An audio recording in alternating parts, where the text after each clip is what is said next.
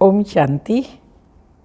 आज बाबा के 24/12/2021 के महावाक्य हैं, जिसमें बाबा ने बच्चों से हिसाब किताब लिया है कि इतना सब धन तुम्हें देकर के गया था, वो सब कहाँ गंवाया, कहाँ चला गया। सोने की चिड़िया था ये भारत, हीरे जवाहरात के महल थे। तो बाबा ने पूछा वो सब कहाँ गया। दूसरा बाबा ने कहा तुम राज्योगी बन रही हो देवता बनने के लिए, तो तुम्हारा खान पान शुद्ध होना चाहिए, हर प्रकार की अशुद्धि का त्याग कर देना चाहिए। इसके साथ साथ बाबा ने कहा फर्स्ट क्लास फूल बनना है, क्योंकि स्वर्ग में जाना है तो पूरा लायक बनना है। लायक अर्थात कर्मातीत अवस्था को पाना है। जैसे ब्रह्मा बाप बने कर्मातीत फरिश्ता, ऐसे ही हमें भी पूरा लायक बनना अर्थात फरिश्ता संपूर्ण बनना। तो सुनते हैं मीठे बाबा के महावाक्य। मीठे बच्चे, बाप तुम्हें स्मृति दिलाते हैं तुम पावन थे, फिर 84 जन्म लेते लेते पतित बने हो, अब फिर से पावन बनो। क्वेश्चन है 20 समझ से समझदार बनने वाले बच्चों से बाप कौन सी बात पूछकर किस पुरुषार्थ की राय देते हैं।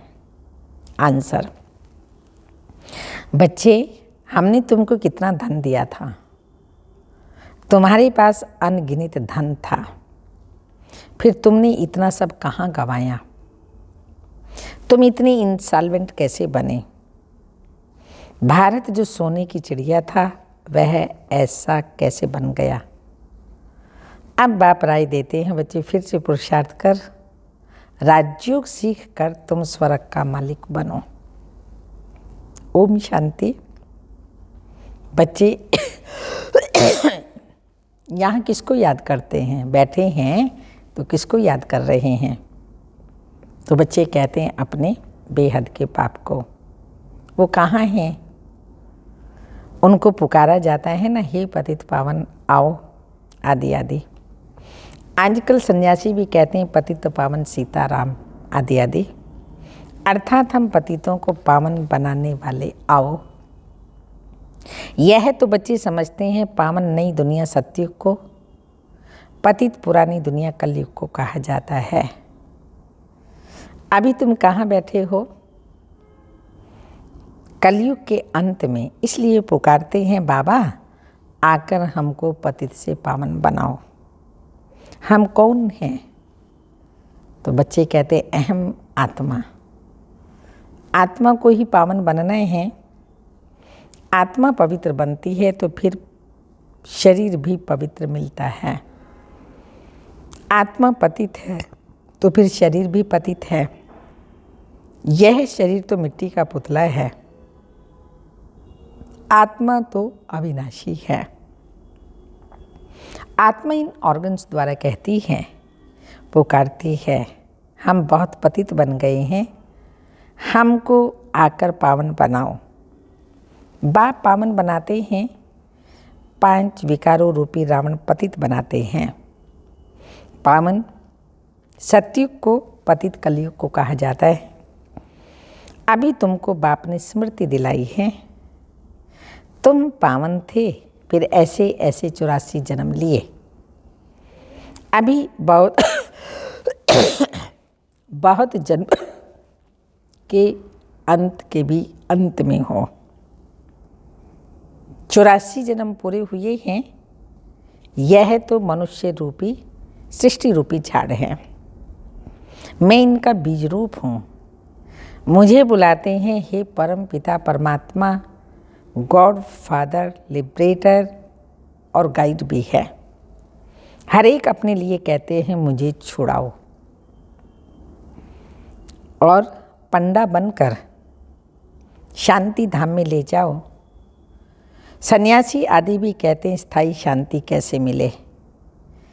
अब शांति धाम तो है मूल वतन, जहाँ से फिर आत्माएं पाठ बजाने आती हैं। वहाँ सिर्फ आत्माएं हैं, शरीर नहीं। आत्माएं नंगी अर्थात शरीर बेगर रहती हैं। वह है शांति धाम अथवा निर्विकारी दुनिया, जहाँ आत्माएं रहती हैं। तो बच्चों को सीढ़ी पर समझाया है कैसे हम सीढ़ी नीचे उतरते हैं। 84 जन्म लगे हैं, यह 84 जन्म है मैक्सिमम। फिर कोई एक जन्म भी लेते हैं 1 से 84 तक, बस इससे अधिक जन्म नहीं होते। कम होंगे परंतु अधिक जन्म नहीं होते। आत्माएं ऊपर से आती ही रहती हैं। अभी बाप कहते हैं मैं आया हुआ हूँ पावन बनाने। बच्चे चिट्ठी लिखते हैं तो एड्रेस लिखते हैं बाबा, शिव बाबा केयर ऑफ ब्रह्मा बाबा। शिव बाबा है आत्माओं का बाप, और ब्रह्मा को कहा जाता है आदि देव, एडम, दादा। दादा में बाप आते हैं, निराकार शिव बाबा ब्रह्मा बाबा में आते हैं। कहते हैं तुमने मुझे बुलाया, हे पतित पावन आओ। आत्माओं ने इस शरीर द्वारा बुलाया। मुख्य तो आत्मा है ना, तो यह है दुख धाम। यहाँ देखो तो अचानक बैठे बैठे अकाले मृत्यु हो जाती है। छोटे बच्चे भी मर पड़ते हैं। सतयुग में अकाले मृत्यु कभी भी होती नहीं है। अमर लोक है तो वहाँ पर अकाले मृत्यु का सवाल नहीं। अपनी एज जब पूरी हो जाती है तो आत्मा शरीर रूपी कपड़ा छोड़ नया ले लेती है। यहाँ तो बैठे बैठे मर जाते हैं। वहाँ ऐसी कोई बीमारी आदि नहीं होती, नाम ही है स्वर्ग। कितना अच्छा नाम है, नाम कहने से ही दिल खुश हो जाती है। सतयुग हेवन पैराडाइज। क्रिश्चियन भी कहते हैं क्राइस्ट से 3000 वर्ष पहले पैराडाइज था। यहाँ भारतवासियों को तो ये पता ही नहीं है, क्योंकि उन्होंने बहुत सुख देखा है तो दुख भी बहुत देख रहे हैं। तमो प्रधान बने हैं, 84 जन्म भी उन्हों के ही हैं। आधा कल्प बाद और धर्म वाले आते हैं। अभी तुम समझते हो आधा कल्प देवी देवता थे तो और कोई धर्म नहीं था। फिर त्रेता में राम राज्य हुआ तो भी इस्लामी बौद्धि नहीं थे। मनुष्य तो घोर अंधियारे में हैं। कह देते हैं दुनिया की आयु लाखों वर्ष है, इसलिए मनुष्य समझते हैं कलयुग तो अभी छोटा बच्चा है। तुम अभी समझते हो कलयुग की आयु पूरी हुई।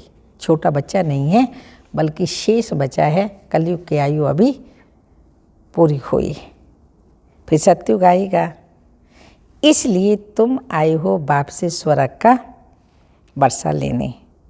तुम सब स्वर्गवासी थे, फिर से स्वर्गवासी बनने के लिए आए हैं। बाप आते ही हैं स्वर्ग स्थापन करने। बाकी सब शांति धाम चले जाते हैं, फिर यहाँ आकर पाटधारी बनते हैं। शरीर बिगड़ तो आत्मा बोल न सके। वहाँ शरीर ना होने के कारण आत्मा शांत रहती है। शांति धाम में आत्मा शांत रहती है क्योंकि शरीर नहीं। उनको मूल वतन शांति धाम कहा जाता है। यह बातें शास्त्रों में है ही नहीं। शास्त्र तो मनुष्यों ने बनाए हैं, सतयुग में यह होते ही नहीं। भक्ति ही नहीं करते, इसलिए शास्त्रों की दरकार ही नहीं रहती। देवताएं भक्ति करते ही नहीं, बाद में फिर देवताओं की भक्ति मनुष्य करते हैं। वह है ही देवताओं की दुनिया। स्वर्ग है देवताओं की दुनिया, यह मनुष्यों की दुनिया। देवताओं का राज्य था, अभी नहीं है। कोई को पता नहीं है कहाँ गए। हाँ, देवी देवताएं कहाँ चले गए किसी को नहीं पता। बाबा बताते हैं हर आत्मा, चाहे वो देवात्मा है, महान आत्मा है, जन्म मरण के चक्कर में आती है। तो वह जन्म लेते लेते कलयुग अंत में पहुँचे, 84 जन्म लिए, तो फिर कहाँ गए माना वही आत्माएं पुजारी बन गई। फिर से बाप आकर के पूज्य बनाते हैं। इन लक्ष्मी नारायण की डिनाइस्टी थी। ये नॉलेज अभी तुमको मिलती है और कोई मनुष्य में ये नॉलेज होती ही नहीं। बाप ही आकर मनुष्यों को यह नॉलेज देते हैं जिससे मनुष्य देवता बन जाते हैं। तुम यहाँ आते हो, हाँ, बाबा के घर किस लिए आते हैं? मनुष्य से देवता बनने। तो देवताएं कभी भी अशुद्ध खान पान बीड़ी आदि नहीं पीते। हम भी देवता बन रहे हैं तो ऐसी अशुद्ध चीज़ हम कोई खा नहीं सकते। बीड़ी, सिगरेट, लहसुन, प्याज, ड्रिंक करना, ये सब हम छोड़ देते हैं। वो देवताएं हैं, यहाँ सब मनुष्य हैं, वो पावन और यहाँ सब पतित। बाप बैठ आत्मा से बात करते हैं। भगवान हम आत्माओं से बात कर रहा है। तो आज बात में क्या कह रहा है? बच्चे देवता बनने वाले हैं तो अपना खान पान शुद्ध रखो, बोल चाल में भी शुद्धता हो, संबंधों में भी शुद्धता, पवित्रता हो। सब प्रकार की अशुद्धि, चाहे मन की है, वचन की है, कर्म की है, ये सब अशुद्धि छोड़ देनी है। तब तुम पावन पवित्र देवताएं बनेंगे। यहाँ सब मनुष्य हैं, वो पावन, ये पतित। तो बाप बैठ आत्मा से बात करते हैं, आत्मा ही सुनती है इन ऑर्गन्स द्वारा। शास्त्रों में यह बातें नहीं हैं।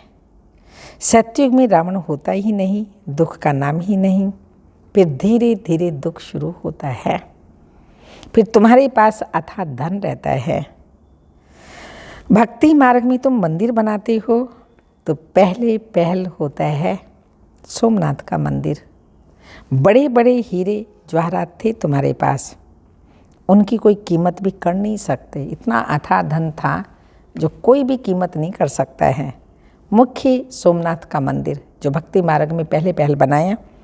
परंतु राजाई तो सब अपना अपना मंदिर बनाते होंगे, क्योंकि उन्हों को पूजा करनी होती है। पूजा पहले होती है शिव की। सोमनाथ भी शिव को कहा जाता है। सोमनाथ अर्थात सोम रस पिलाने वाला। ज्ञान अमृत है ना, बाबा पिला रहे हैं सोम रस अर्थात ज्ञान अमृत। तो बाप बैठ समझाते हैं। बाप को ही ट्रुथ कहा जाता है। बाप कहते हैं मैं ही आकर भारत को सचखंड बनाता हूँ। तुम सभी देवताएं कैसे बन सकते हो, वह भी तुमको सिखलाता हूँ। शिव बाबा ब्रह्मा द्वारा कार्य कराते हैं। ब्रह्मा हो गया सांवरा, क्योंकि बहुत जन्मों के अंत का यह जन्म है ना। यह फिर गोरा बनेगा। कृष्ण का चित्र भी गोरा और सांवरा है ना। म्यूजियम में बड़े अच्छे अच्छे चित्र हैं जिस पर तुम अच्छी रीति समझा सकते हो। तुम जानते हो हम शांति धाम अपने घर जाते हैं, वहाँ के हम रहने वाले हैं। असली घर हमारा परम धाम शांति धाम है। यहाँ आए हैं पाठ बजाने, फिर से जाने वाले, क्योंकि वो हमारा घर है। हम वहीं के रहने वाले हैं, फिर यहाँ आकर पाठ बजाते हैं। तो बच्चों को पहले ये निश्चय होना चाहिए, हम आत्मा हैं, पाठ बजाने आए हैं, असली घर हमारा परम धाम है। ये पहले निश्चय होना चाहिए। ये साधु संत आदि नहीं पढ़ाते। ये पढ़ाई फिर कौन पढ़ा रहा है? बाबा। साधु संत आदि नहीं पढ़ाते। यह तो सिंध का रहने वाला था, परंतु इसमें जो प्रवेश कर बोलते हैं वह है ज्ञान का सागर शिव बाबा। उनको कोई नहीं जानते। कहते भी हैं वो गॉडफादर, परंतु उनका नाम, रूप, देश, काल क्या है यह कोई नहीं जानते। फिर कह देते हैं सर्वव्यापी, जानते नहीं, और ही कह देते हैं सर्वव्यापी, टिक्कर भीतर में गाली देते हैं। अरे परमात्मा कहाँ है? कहेंगे तो घट घट का वासी है, सबके अंदर है। अब हरेक के घट घट में तो हरेक की आत्मा बैठी है ना। परमात्मा बाप को तो बुलाते हैं, बाबा आकर हम पतितों को पावन बनाओ, पुकारते हैं तो माना यहाँ नहीं है। यहाँ होता तो पुकारते क्यों? सबके अंदर होता तो बुलाते क्यों? तो हम सभी के अंदर आत्माएं हैं और हम आत्माओं का परम पिता परमात्मा शिव बाबा है, तब उसको पुकारते हैं। तुम मुझे बुलाते हो ये धंधा, ये सेवा कराने के लिए। हम छीछी को आकर शुद्ध बनाओ, ऐसे हम शिव बाबा को कहते हैं। पति दुनिया में हमको निमंत्रण देते हो। बाप तो पावन दुनिया देखते ही नहीं, पति दुनिया में ही तुम्हारी सेवा करने आए हैं। अब यह रावण राज्य विनाश हो जाएगा। बाकी तुम जो राजयोग सीखते हो, वहाँ जाकर राजाओं का राजा बनते हो। तुमने अनगिनत बार बनाया है। पहले है ब्राह्मण कुल, प्रजापिता ब्रह्मा भी गाया जाता है ना, जिसको एडम आदि देव कहा जाता है। यह कोई को पता नहीं है, बहुत है जो आकर सुनकर फिर माया के वश हो जाते हैं।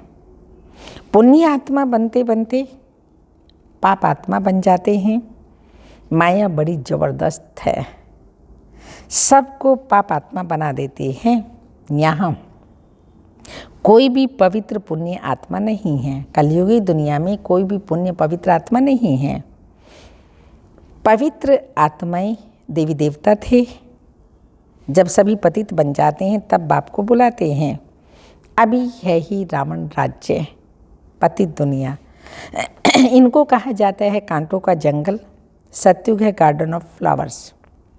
मुगल गार्डन में कितने फर्स्ट क्लास अच्छे अच्छे फूल होते हैं। अक के भी फूल मिलेंगे, परंतु उनका अंतर कोई नहीं समझते। शिव के ऊपर अक के फूल क्यों चढ़ाते हैं, यह भी बाप समझाते हैं। अक माना पॉइजन वाला, और पॉइजन है 5 विकार। तो जब हम इन 5 विकारों के वश हो जाते हैं, परमात्मा को पुकारते हैं, पतित पावन आओ, वो आते हैं। हम आत्माओं को पतित से पावन बनाते हैं। तो हम परमात्मा को ये दान में देते हैं 5 विकार। तब कहा जाता है दे दान तो छूटे ग्रहण। तो हम आत्माओं का विकारों रूपी ग्रहण उतर जाता है, आत्मा पवित्र बनती जाती है।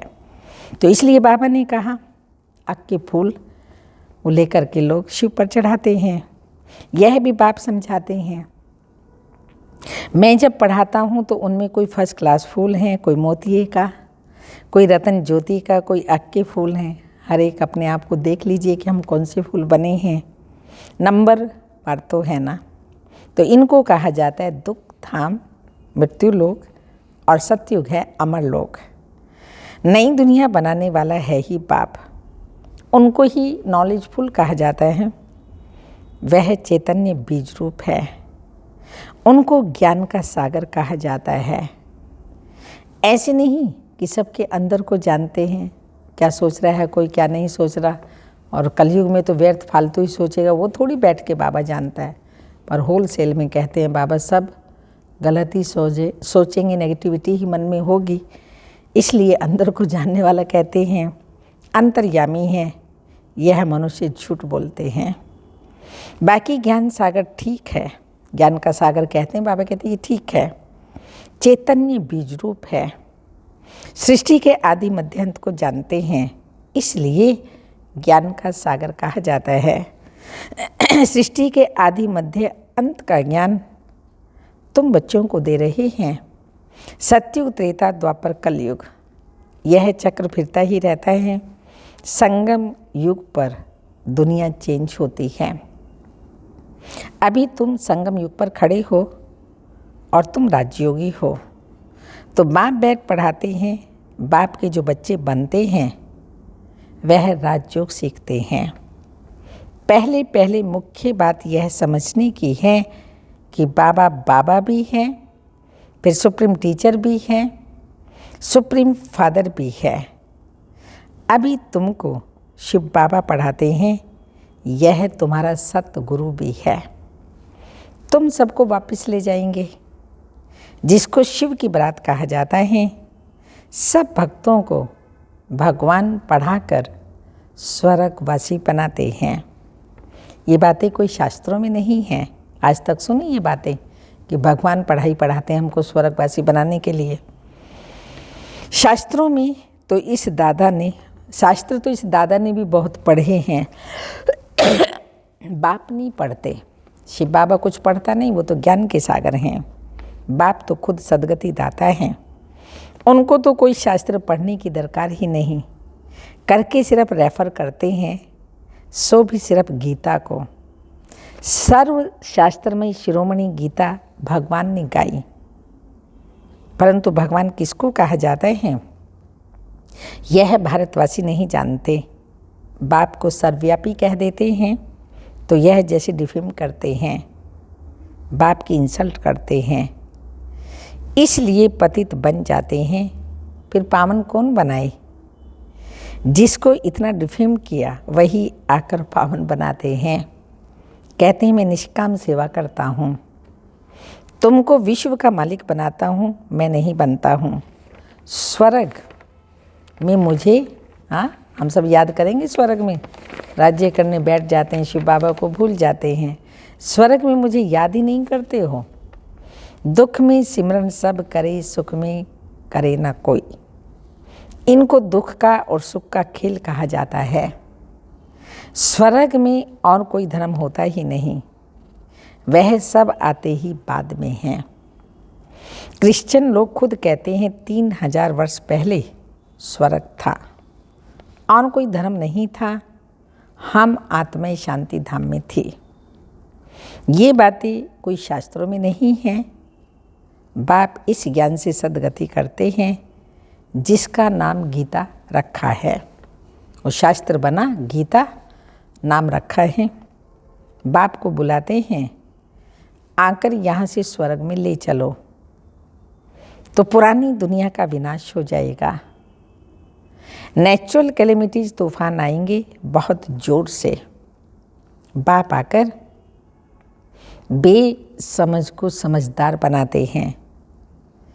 तो बाप कहते हैं हमने तुमको कितना धन दिया था, अनगिनत धन था, फिर इतना सब कहाँ गवाया? बेहद का बाप पूछते हैं कहाँ किया? बताइए आप सबने वो धन कहाँ किया? तुम इतनी सॉल्वेंट कैसे बन गए? इनसॉल्वेंट कैसे बन गए? सॉल्वेंट थे तो इनसॉल्वेंट कैसे बन गए? आधा कल्प से धन गंवाते गंवाते तुम इनसॉल्वेंट बन पड़े हो। भारत जो सोने की चिड़िया था सो अब क्या बन गया है? फिर पतित पावन बाप आए हैं, राजयोग सिखा रहे हैं। वह है हठयोग, यह है राजयोग। यह राजयोग तो दोनों के लिए है, वह सिर्फ पुरुष सीखते हैं। अब बाप कहते हैं पुरुषार्थ कर स्वर्ग का मालिक बनकर दिखाना है। मेल फीमेल दोनों को स्वर्ग का मालिक बनकर दिखाना है। इस पुरानी दुनिया का तो विनाश होना ही है, बाकी थोड़ा समय है।